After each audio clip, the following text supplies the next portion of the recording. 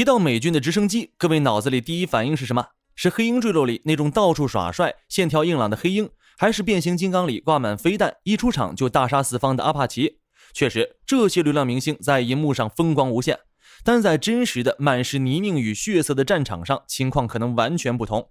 當一支頂尖的特戰小隊深入敵後，被對方密集的火力壓在亂石堆後面抬不起頭，无線電裡全是球員的嘶吼時，士兵们最渴望看到的絕對不是什麼劃破長空的隱形戰機，因為戰機扔完炸彈就得回航，它救不了命。這時候天邊傳來一陣沉悶的像敲鼓一樣的吧嗒吧嗒聲，地平線上出現的不是什麼具有美感的明星機型，而是一個長得像雙頭香蕉服役了整整60年的老古董。看到他，美國大兵那顆懸着的心就能落回肚子裡了。這就是我們今天的主角 CH-47 支努幹。在美軍大兵眼裡，他不是什麼優雅的飛行器，他是真正的後勤之王，是戰場上的續命神藥。今天我們就一起來扒一扒這架看起來笨頭笨腦的飛行大巴，憑什麼能熬走一代又一代的競爭對手，穩坐美軍直升機的頭把交椅。很多人第一眼看到支努幹，第一反應就是大香蕉。比起那些单旋翼带尾巴的標準直升機，支努幹長得不夠漂亮，它像個被拉長了的金屬麵包，前後頂着2個巨大的螺旋槳，看起来既笨重又遲鈍。很多人嫌它醜，覺得它就是個毫無還手之力的空中物流車，頂多在後方拉拉壓縮餅乾和礦泉水。但這玩意兒根本就不是什麼溫順的駱駝，它是一個徹頭徹尾的機械怪物。要了解支努幹的強大，火力軍想先問問觀眾，你們覺得直升機怕水嗎？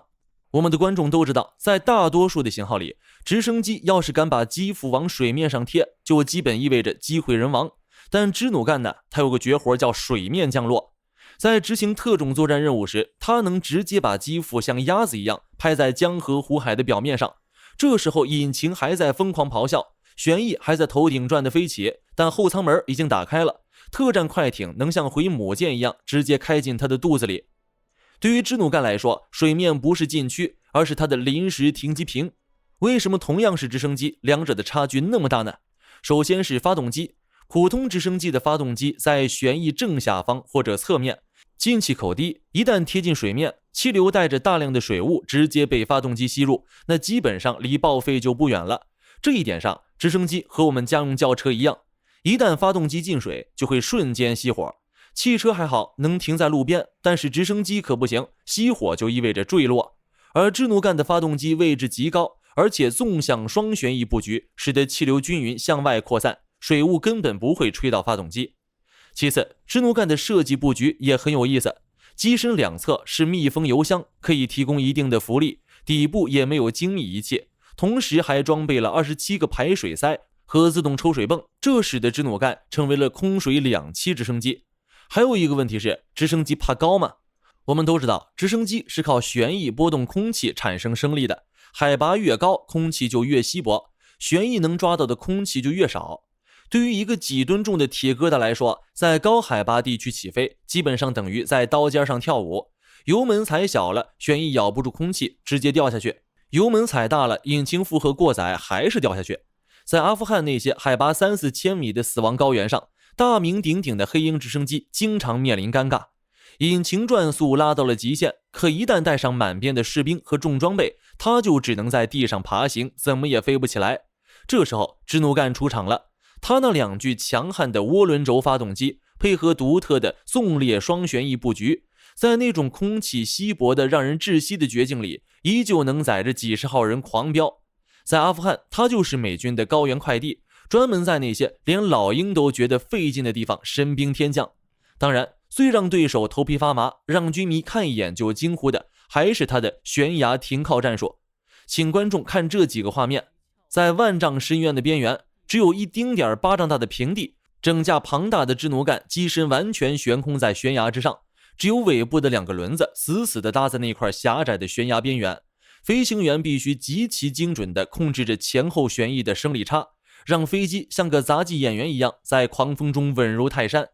這時候後艙門打開，士兵們瘋狂跳艙，直接衝向戰場。這種戰術對飛行員的心理素質和飛機的氣動穩定性要求高到了變態的地步。只要風向稍微一變，或者油門控制有一丁點的抖動，整架飛機就會像秤砣一樣栽進深淵。為什麼支努干敢這麼玩？因為他那獨特的雙旋翼布局，讓他在面對側風和複雜氣流時，有着單旋翼直升機永遠無法企及的穩定性。支努干不是什麼空中大巴，他是特種部队的越野超跑，是后勤保障的重型坦克。他服役60年不退役，不是因為美軍沒錢換新的，而是因為极限投送方面一個能打的都没有。當看到那2具巨大的旋翼在頭頂交錯旋轉，發出那種震耳欲聾的轟鳴聲時，那不是落後的工業遺跡，而是人類機械工程史上的奇蹟之一。支努干為什麼會有2個差不多的旋翼呢？我們先來聊一個直升機的噩夢——扭矩。火力軍之前玩過那種廉價的單旋翼遙控直升機，有一天不小心摔了一下，尾巴上的小螺旋桨壞了，它直接像吃了炫迈的陀螺一樣，在半空中原地瘋狂打轉，然後落地摔碎。在直升機的機械工程中，主旋翼往右轉，机身就一定会往左擰，所以普通直升機必須在屁股后面帶個小尾巴，也就是尾桨。但這玩意兒在工程師眼裡其實是個非常浪費的設計。為什麼這麼說？直升機引擎產生的動力是有限的，普通直升機必須撥出將近 15% 的動力，專門去驅動那個屁股後面的小風扇，僅僅是為了抵消扭矩，讓飛機別亂轉。這 15% 的動力對升力一點貢獻都沒有，純屬為了活着而交的稅。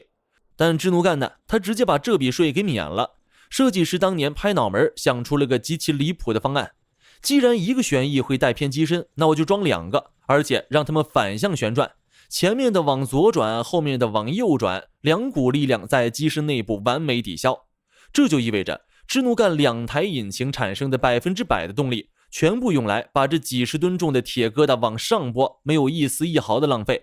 這就是為什麼支努干看起來比黑鷹大不了多少，但它的載重能力卻是黑鷹的3倍以上。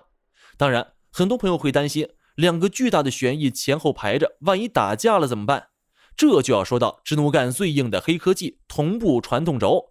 你仔細看支努干的旋翼，它們其實是互相交錯的，就像2個咬合的齒輪，只要節奏對，它們永遠不會打架。還有它的引擎布局，普通直升機的引擎通常擠在機頂，一旦被防空導彈或者大口徑機槍掃中，基本上就是雙發全報廢。但支努干的2個大心臟隔得極遠，分別掛在機身尾部的2側，中間隔着厚厚的機體，這就是最離譜的保命設計。如果戰場上運氣不好，一枚飛彈直接炸飛了其中1台引擎，支努干會墜毀嗎？不會，它照樣能飛。那根橫貫機頂的同步傳動軸能瞬間把剩下那台完好引擎的動力同時分配給前後2個旋翼。雖然載重會下降，速度會變慢，但這股動力足以強行把一飛機的人從鬼門關帶回基地。這種把動力做到變態地步的設計，在當年的技術條件下簡直是藝術品。這種設計貴嗎？當然貴。這根傳動軸的制造精度和強度放到今天依然是頂級工業機密。美軍的東西我們也見過不少，確實是一分價錢一分貨。紙面上的東西說的再多，不如戰場上的一次點火。支努干的實戰表現如何呢？